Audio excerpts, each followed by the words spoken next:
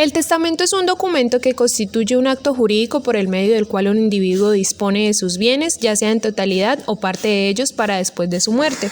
Es un instrumento legal que expresa la voluntad del legítimo propietario o testador para que una o varias personas adquieran el derecho de su propiedad después de su fallecimiento.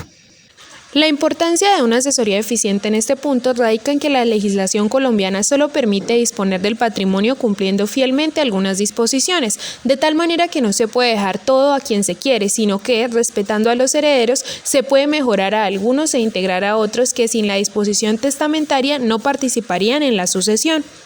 En el Código Civil encontramos varias definiciones de testamento. En el artículo 1055, el testamento es definido como un acto más o menos solemne, en que una persona dispone del todo o de una parte de sus bienes para que tenga pleno efecto después de su muerte, el cual a su vez puede revocar mientras esté en vida. En el artículo 1059, el testamento es un acto de una sola persona y que todas aquellas disposiciones contenidas en un testamento otorgadas por dos o más personas al mismo tiempo son nulas. En el artículo 1056 advierte también que toda donación o promesa que no se haga perfecta o irrevocable sino por la muerte del donante o promisor se entenderá como un testamento y se sujetará a las mismas normas y solemnidades de este, excepto, claro está, las donaciones o promesas hechas entre marido o mujeres, puesto que éstas pueden hacerse bajo la forma de contratos entre vivos. Requisitos que la ley exige para la elaboración del testamento. Primer punto, el testador debe ser mayor de edad para realizar este documento. Debido a que solamente son personas hábiles para realizar un testamento, todas aquellas que no se encuentren inhabilitadas por determinadas causas, como por ejemplo el impúber o persona que aún no alcanza la pubertad, esta la encontramos en edades entre los 12 y 16 años de edad. Segundo punto, esta persona que realice el testamento debe tener lucidez mental, es decir, tener la capacidad. Y con esto hacemos referencia a que el testador, quien hace el testamento o lo realiza, debe poseer la suficiencia o la suficiente lucidez mental, ya que no podrán realizar un testamento los impúberes, ni niños, ni adolescentes, o los que se encuentren bajo interdicción, los que no estén en su sano juicio y quien por palabra o por escrito no pueda expresar su voluntad. En el tercer punto tenemos que un requisito importante para testar es que debe haber sido elaborado voluntariamente por el testador. Esto significa que hay que recordar primero que todo que el testamento es un acto unilateral e indelegable, por lo que no puede nombrarse a un apoderado para que haga este otorgamiento por él. Es decir, no debe existir ningún tipo de coacción que obligue al testador a hacerlo de una forma determinada o específica, ya que éste es libre de hacerlo como quiera. Y el cuarto punto nos hace referencia a que el contenido del testamento solamente será válido cuando la persona muera. ¿Qué quiere decir este requisito? Y es que el contenido de este testamento, por ejemplo, toda persona mayor de edad podrá hacer un testamento una vez firmado y que una vez firmado el testamento se convierte en documento privado y no puede ser modificado por otra persona. Solo la persona titular está en la facultad de hacerlo. El contenido expresado allí en el testamento será válido solo cuando la persona ha muerto.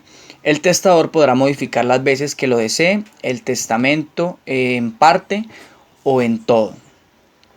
Y el quinto punto nos hace referencia en que en vida el testador puede modificarlo las veces que considere necesarias, parcial o totalmente, ya que el titular del testamento, en este caso el testador, es quien es la única persona que puede hacer las modificaciones que quiera. Es aquel mismo el que puede revocarlo, solamente el testador puede revocar el testamento, y en el caso en que desee modificar todo el testamento o una de sus disposiciones testamentarias, esto lo realizará con la celebración de otro testamento. Los testamentos privilegiados podrán caducar sin necesidad de revocación hecha por el testador.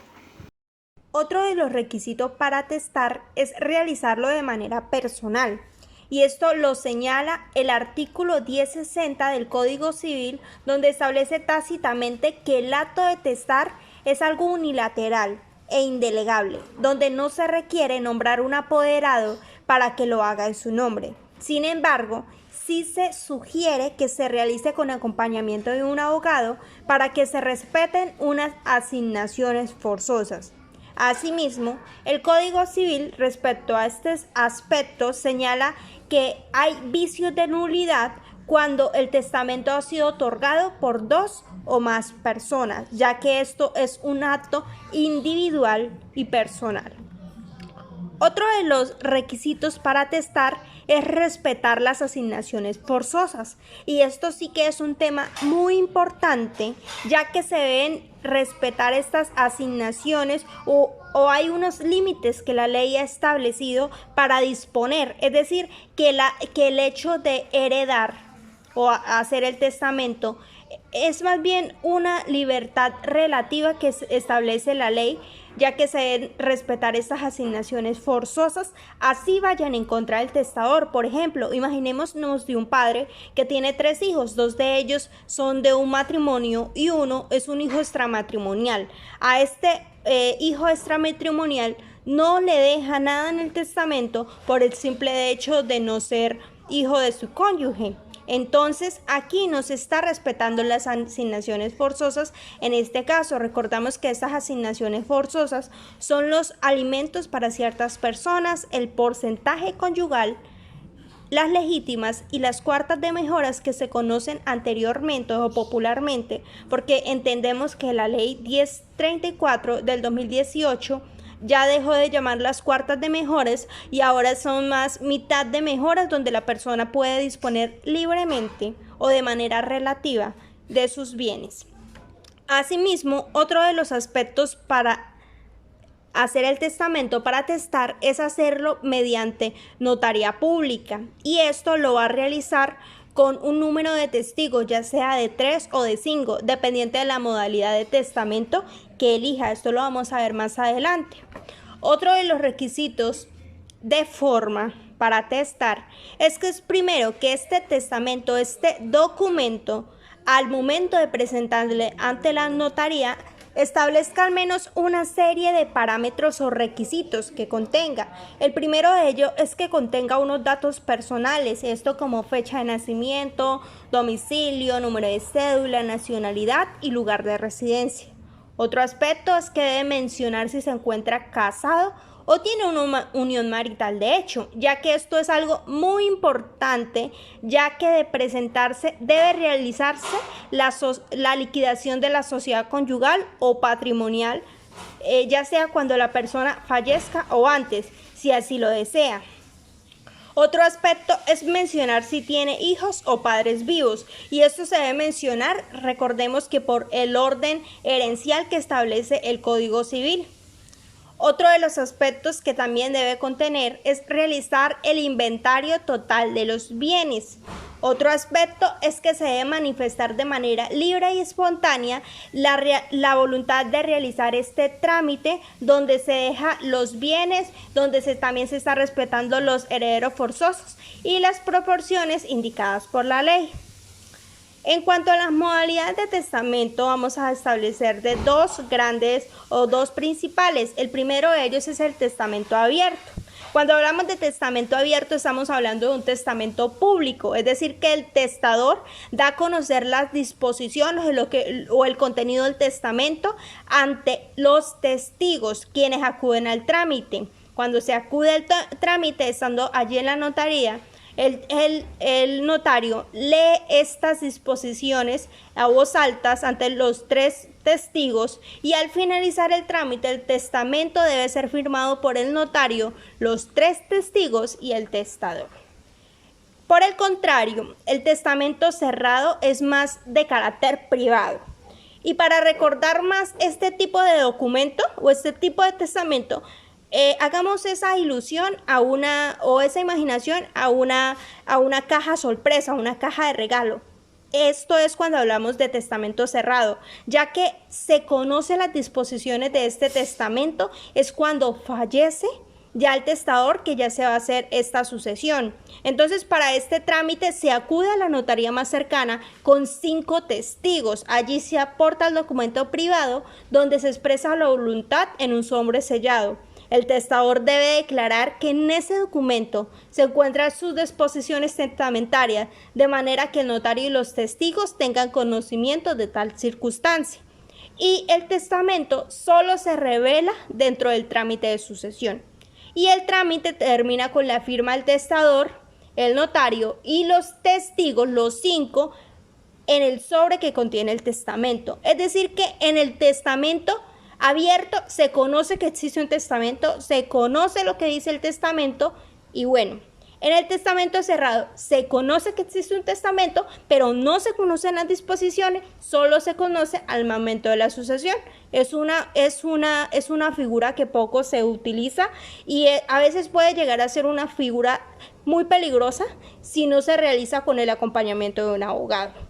Entonces, otro de los requisitos también, o más bien algo que va conexo con los requisitos documentales que leíamos, y es que si el testador es mayor de 70 años, los notarios suelen exigir un certificado médico de lucidez y aptitud mental, que era uno de los requisitos que nos hablaba nuestro compañero Ed. Esos serían los requisitos del testamento. Características del testamento. Primero, el testamento es un acto jurídico unilateral, es decir, solo existe una parte cuya voluntad es la única que se va a manifestar. Además, no es necesario que sea aceptado y en el mismo momento en que se emite ya surgen los efectos. Segundo, es personal e indelegable. Es personal porque no pueden desempeñarse por conducto representante. El testador en persona es quien debe manifestar su voluntad, instituyendo herederos y legatarios, asignando cantidades y distribuyendo los bienes. Tercero, es revocable.